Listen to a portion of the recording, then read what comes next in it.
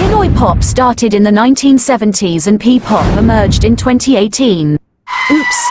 Before you jump into a conclusion, at least watch this video until the end.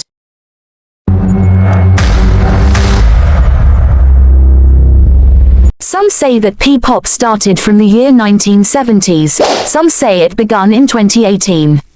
To understand more about the Philippine music genres or terms that was used over the decades, let's look back to the revolution of the Philippines music. Philippines music in pre-Spanish. The Philippine folk music or Philippine traditional music was influenced by Spanish and Latin American. It is reflective of the country's history as a melting pot of different cultures. This kind of music is seen mostly in the lowland region of Luzon, Visayas and predominantly the Visayan North and East Mindanao alongside the westernmost tip of Zamboanga. The folk dance in the Philippines has never reached contemporary popularity unlike other countries such as Ireland, Hungary, the Czech Republic and the neighboring Malaysia. It could be due to the fact that every region has its own language. The Philippines folk song that is possibly the oldest song still known today from the pre-Spanish era is Pamulina Wen, of Ilocos region. Philippines music in the 1920s to 1930s. Harana is a serenade song that grew its popularity during the 1930s.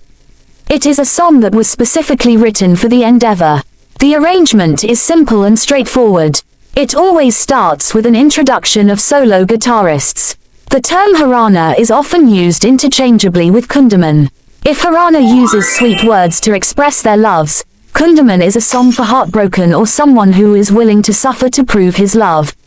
The Harana and Kundaman became more mainstream in the 1920s after performers such as Atang de la Rama, Jovita Fuentes, Conching Russell, Sylvia La Torre and Ruben Tagalog. The Philippines music in 1970s to 1990s.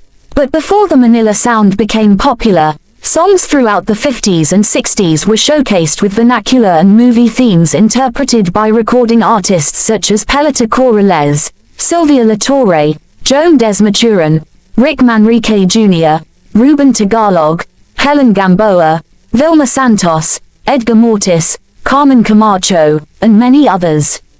In the mid-1970s, Manila sound began in the city of Manila. It flourished and peaked in the mid to late 1970s. The Manila sound is the beginning of the modern Philippine music, being the forerunner to OPM or original Filipino music. The Manila sound was created by the pop-rock band Hot Dog with their many hit single like Ikaw Ang Miss Universe Nang Buhay Ko.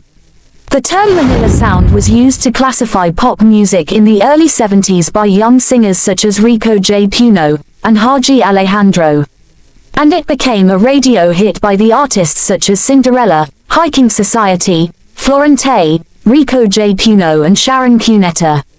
Manila sound also brought viability to the Philippines records industry, which has previously relied on cover versions and imitation hits to lure consumers.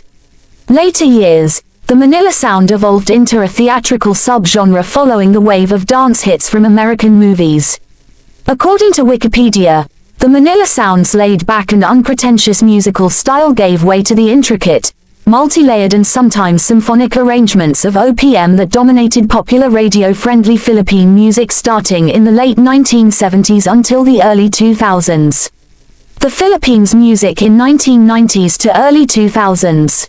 After the collapse of Manila sound, original Filipino music, or mainly referred to as OPM, became popular. The term OPM was coined by one of the members of Apo Hiking Society, Danny Javier. OPM generally only referred to the top genre music from the Philippines, which was mostly a ballad song. OPM originally uses Tagalog and English as the dominant languages, but other ethno-linguistic groups such as Visayan, Bicolanos and Kapampangan rarely break into the Filipino local music scene. It includes Bistak, Charing by 1017 and Porky by Maldita. While the term Pinoy music or Pinoy pop emerged in the 1970s, it was a mix of rock, folk and ballads. In 1973, the Juan de la Cruz band was performing Ang Himignatan, in which people thought was the first example of Pinoy rock.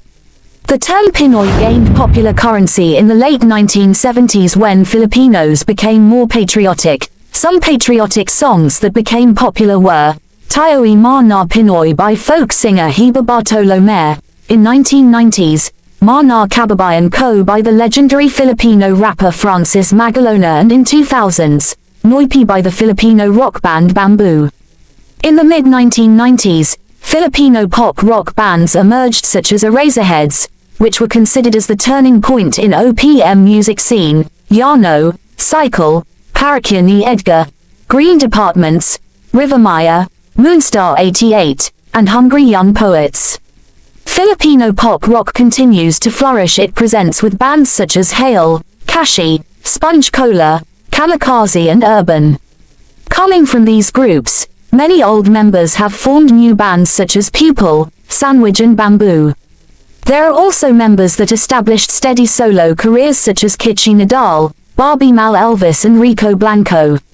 Acoustic group also showcased in live band scenes such as Side A, True Faith, Neil Colors, South Borders and Freestyles.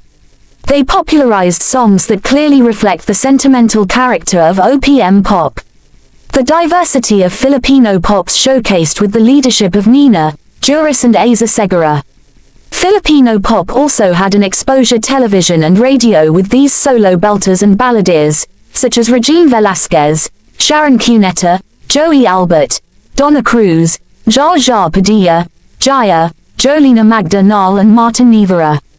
In the early 2000s, Kyla, Nina and JR began to perform contemporary R&B music with Filipino hip-hop, Glock 9 and Abra, and the dance and sing group Sex Bomb Girls and Viva Hot Babes began to perform.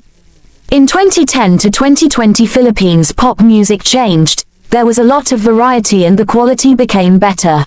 Charisse Pempenko became the first Asian to reach on the top 10 of the Billboard 200 for her debut album. These pop artists also became notable in the year 2010, Tony Gonzaga, Sarah Geronimo, Moira de la Torre and Yan Constantino. These are the music festivals and music TV competitions that somehow contributed to the growth of OPM. The Metro Manila Popular Music Festival, which was first established in 1977 and launched by the Popular Music Foundation of the Philippines. It was later revived in 1996 as Metro Pop Song Festival.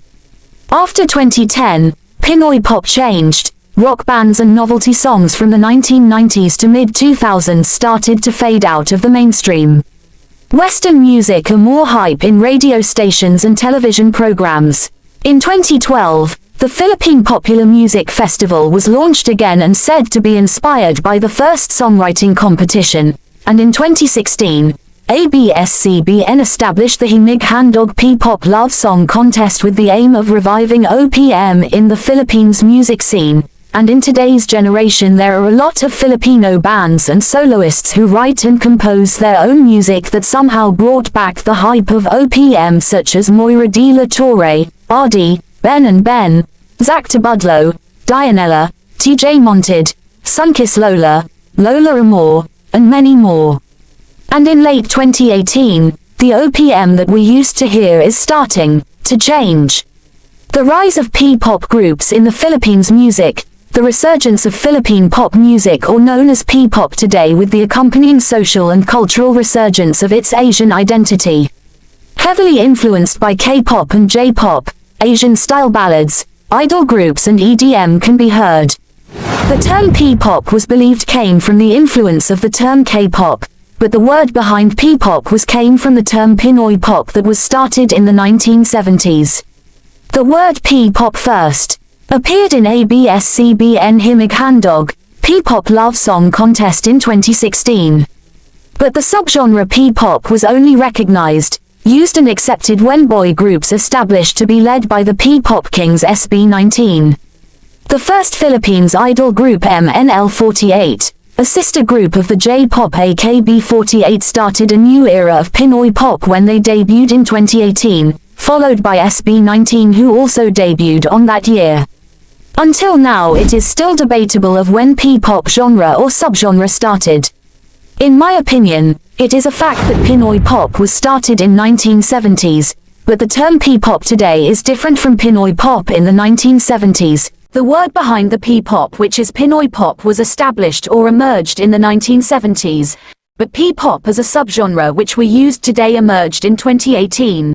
From folk music to Harana at Kundaman to Manila sound to OPM, and to P-pop, which now entering the mainstream and might be the new era of Philippine music, has a great influence on foreign music, but nevertheless, with Filipino artists' creativity and talents, Philippines music will always has its unique sound that makes it authentic.